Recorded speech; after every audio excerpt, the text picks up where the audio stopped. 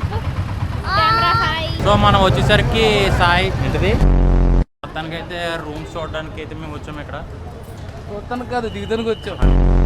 Already book అయిపోయింది. Already book అయిపోయినాయి అంట.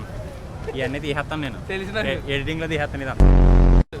అక్కడక్కడ మంచి మంచి ఎంటర్టైన్మెంట్ ఫుల్ ఫన్ అయితే ఉంటుంది. సో మనం వీడియోలో అసలు మిస్ అవ్వకండి. స్టార్ట్ చేద్దాం. వీడియో స్టార్ట్ చేసే ముందు నా పేరు వివేక్, వెల్కమ్ టు వివేక్ సాగర్. ఇంకా షిరిడి వెళ్ళడానికి ఎర్లీ మార్నింగ్ 6కి అయితే స్టేషన్కి రీచ్ అయిపోయాం. ఇంక రిమైనింగ్ ఫ్యామిలీ మెంబర్స్ వచ్చేదాకా వెయిట్ చేస్తున్నాం. అందరూ చీకట్లోనే వస్తే ట్రైన్ వచ్చేటప్పటికి తెల్లారిపోయింది అనమాట. ఇంకా ఇలా ఫ్యామిలీ అంతా కలిసి ఉన్నప్పుడు ఎవడొకటి వీడియో తీయాలి కదా. ఈసారికి ఫ్యామిలీ ట్రిప్ మొత్తానికి నేనే కెమెరామెన్ అనమాట. ఇక మన ట్రైన్ జర్నీ అయితే స్టార్ట్ అయిపోయింది. ఇక మన ట్రైన్ లో క్లిప్లు కూడా యాడ్ చేస్తే వీడియో అయితే చాలా లెంతీ అయిపోద్ది. అందుకే ఈసారికి స్కిప్ చేస్తున్నా. ఇక స్టార్ట్ చేస్తే షిరిడి. ఇక మొత్తానికి ట్రైన్ దిగేసి ఆటో ఎక్కడానికి అయితే బయటకు వెళ్తున్నాం. ఇక తెలియదే ఉంది, బయటకు వస్తే ఆటోల గురించి క్యూ కట్టేశారు అనమాట. సో మొత్తానికి అయితే ఇప్పుడే షిరిడిలో అయితే దిగాం. సో అందరూ ఆటోలో అయితే ఎక్కడానికి బయటకు వచ్చారు. సో నేను కూడా ఇప్పుడు వెళ్ళి ఆటో ఎక్కాలన్నమాట. సో రూమ్కి వెళ్ళిన తర్వాత రిమైనింగ్ వీడియో కంటిన్యూ చేద్దాం. నేను కూడా వీడియో తీసిన తర్వాత చూసుకున్నాను. మాటల కంటే సో అనే పదం ఎక్కువ వాడాను అనమాట. ఇంతలో మా అన్నయ్య చిన్న స్టంట్ చేద్దాం అన్నాడు. పడుంటే ఫస్ట్ డే ఇదే నా లాస్ట్ వ్లాగ్ అయి ఉండేదేమో. ఎందుకు అక్కడ దాకా తెచ్చుకోవడం అని నేనే మెరుగు లోపలికి వెళ్ళి కూర్చున్నా. మొత్తానికి రూమ్స్ దగ్గరికి అయితే వచ్చేసాం. షిరిడి వెళ్ళిన వాళ్ళకి బహుశా దీని గురించి ఐడియా ఉండొచ్చు. చూడు హాయ్ చెప్పు. Camera hi. అది సంగతి, పిల్లలతో ఫన్ మామూలుగా ఉండదు అనమాట. సో మనం వచ్చేసరికి సాయి ఏంటిది దాని గురించి చెప్పేలోపే వీడియో కట్ అయిపోయింది. సాయి ఆశ్రమం భక్తి నివాస్, ఏదో అనాథ పిల్లలు అందరూ ఇక్కడికే వస్తారు. సో మొత్తానికి అయితే రూమ్స్ చూడడానికి అయితే మేము వచ్చాము. ఇక్కడ చూడటానికి కాదు, దిగుతానికి వచ్చాం. దిగడానికి వచ్చామంట. ఆల్రెడీ బుక్ అయిపోయినాయి. ఆల్రెడీ బుక్ అయిపోయినాయి అంట. సో అన్ని ఇక్కడ ఎలా ఉందో మొత్తం అంతా చూద్దాం. ఇవన్నీ తీసేస్తాను నేను, తెలిసిన ఎడిటింగ్లో తీసేస్తాను ఇదంతా. కట్ చేస్తాడు. ఆల్రెడీ ఆన్లైన్లో బుక్ చేసుకున్న రూమ్సే, కానీ ఆ రూమ్కి చేతికి వచ్చేటప్పటికి ఇంకా బోల్ తతంగా ఉంటుంది కదా. నేను పడుతున్నాను. నేను బ్లాగర్ అన్నాను, నేను ఎక్కడ బ్లాగ్ అయితే బ్లాగర్. రూమ్స్ తీసుకోవడానికి చిన్న వెరిఫికేషన్ ప్రాసెస్ అయితే ఉంటుంది. అది కంప్లీట్ చేసుకోవడానికి అయితే వెళ్ళాం. మొత్తానికి వెరిఫికేషన్ ప్రాసెస్ అయితే కంప్లీట్ అయిపోయింది. ఇప్పుడు రూమ్స్కి వెళ్ళడమే ఆలస్యం అనమాట. అందరూ విడివిడిగా లగేజ్ పట్టుకున్నప్పుడు బాగానే ఉంది, కానీ లగేజ్ అంతా ఒకసారి చూడంగానే భయం వేసింది. రూమ్ కీస్ పట్టుకుని బయటకు వచ్చేటప్పటికి ఇక్కడ అంత పెద్ద వెయిటింగ్ ప్రాసెస్ నడిచింది. ఈ గ్యాప్ లో పక్కన పెద్ద ఫైట్ జరుగుతుందని ఒక వీడియో తీసా. ఇక రూమ్స్ కి వెళ్ళడమే ఆలస్యం. ఇంకా రూమ్స్ కి అయితే స్టార్ట్ అయిపోయాం. ఇలా అందరిలో కెమెరా పట్టుకుని వెళ్తే అందరూ వింతగా చూసారు అనుకోండి, కానీ అయినా పర్వాలేదు. రూమ్ లో అయితే తీసేసుకున్నాం. ఇప్పుడు రూమ్ కి వెళ్ళాలన్నమాట. నీకు ఎంతకన్నా ఎక్కువ స్క్రిప్ట్ ఇచ్చాను, ఏమన్నా ఉంటే మాట్లాడు. మీలో ఎవరన్నా షిరిడి వెళ్ళినప్పుడు ఈ రూమ్స్ లో స్టే చేసిన వాళ్ళు ఉంటే కామెంట్ చేయండి. ఇక చేతిలో కెమెరా ఒకటి ఉంది కాబట్టి ఇంక ఇష్టం వచ్చినట్టు తిప్పేయడమే. ఇక మీరు తమిళనాడులో చూసిన భీమశంకరానికి అయితే రెడీ అయ్యి స్టార్ట్ అవ్వాలి. స్టార్ట్ అయ్యే ముందు చిన్న వార్మప్ చేస్తున్నాడు. ఇక భీమశంకర ఆలయానికి స్టార్ట్ అయిపోయాం. షిరిడి నుండి 141 కిలోమీటర్స్ దూరంలో ఉంది.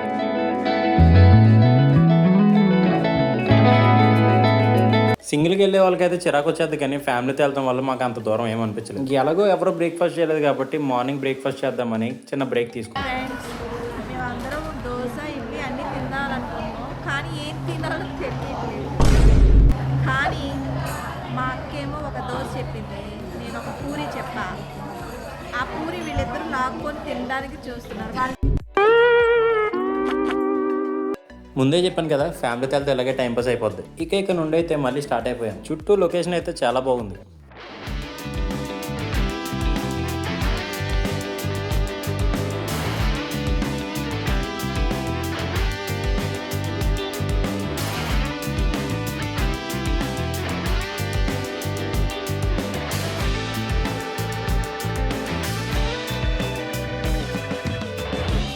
కొద్ది దూరం వెళ్ళిన తర్వాత వీళ్ళంతా ఎవరని చూస్తే చాలా దూరం నుండి యాత్రకు నడుచుకుంటూ వెళ్తున్నామని చెప్పారు. వాళ్ళకైతే వాటర్ బాటిల్ ఇచ్చి మళ్ళీ అక్కడ నుండి స్టార్ట్ అయ్యాం.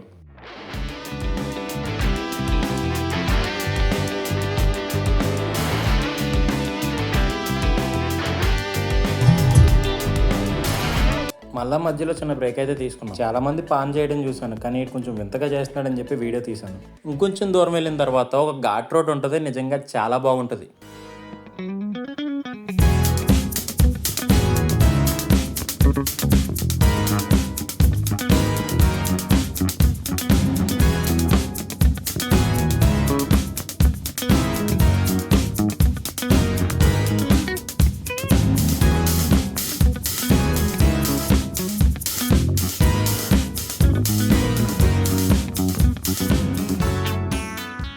ఇక్కడ ఇల్లులో అన్నీ చూసుకున్నట్టయితే అన్ని పాతకాలంలాగే ఉన్నాయి. ఈవెన్ స్కూల్స్ కూడా అంతే.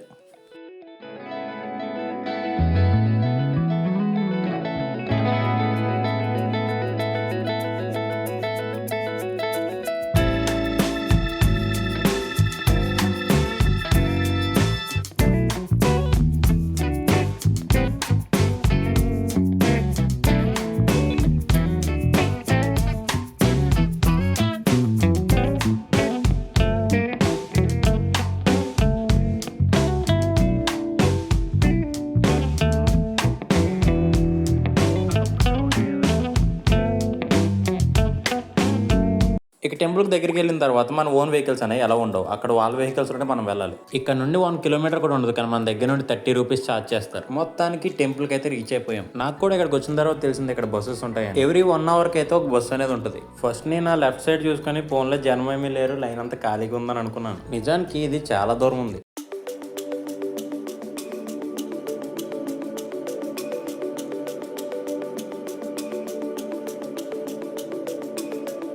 అలా నడుచుకుంటూ వెళ్ళి లైన్లో స్టక్ అయిపోయాం. మనం తిరుపతి లాంటి పెద్ద పెద్ద లైన్లోనే తిరిగాం, సో ఇది పెద్ద మనకు విషయమే కాదు. ఇలా లైన్లో నడుచుకుంటూ దేవుడి దగ్గరికి వెళ్ళేటప్పటికి చాలా టైం పట్టింది.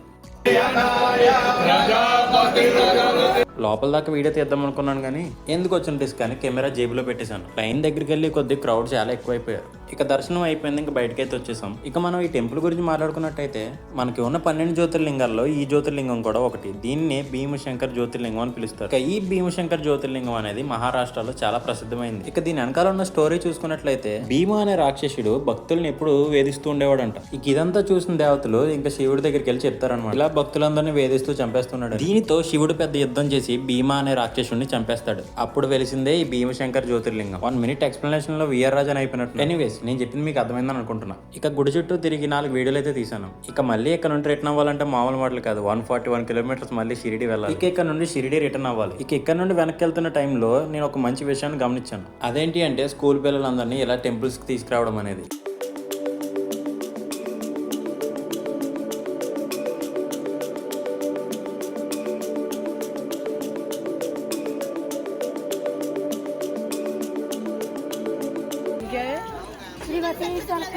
इधर इधर एक बार बोलो. స్కూల్ పేరు అడిగితే ఏదో చెప్పారు, మొత్తానికి నాకు కూడా అర్థం కాలేదు. మీకు ఏమైనా అర్థమైతే కామెంట్ చేయండి.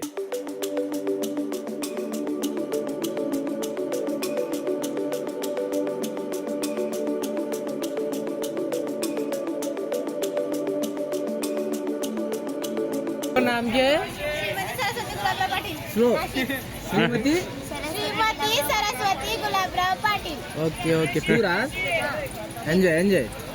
తర్వాత మా అన్నయ్యలో నేను కలిసి అనలైజ్ చేసాం స్కూల్ నేమ్. ఇక వీడియో అయితే ఇక్కడతో ఎండ్ చేస్తున్నాను. ఐ హోప్ మీ అందరికీ వీడియో నచ్చిందని అనుకుంటున్నాను. నా ఛానల్లో ఇంత లాంగ్ వీడియో పెట్టడం అనేది ఇదే ఫస్ట్. నెక్స్ట్ వీడియో సప్త శృంగేరి మాత టెంపుల్ మీద చేస్తున్నాను. ఆ వీడియో అయితే ఇంకా బాగుంటుంది. మన ఛానల్ని ఇప్పుడే సబ్స్క్రైబ్ చేసుకోండి.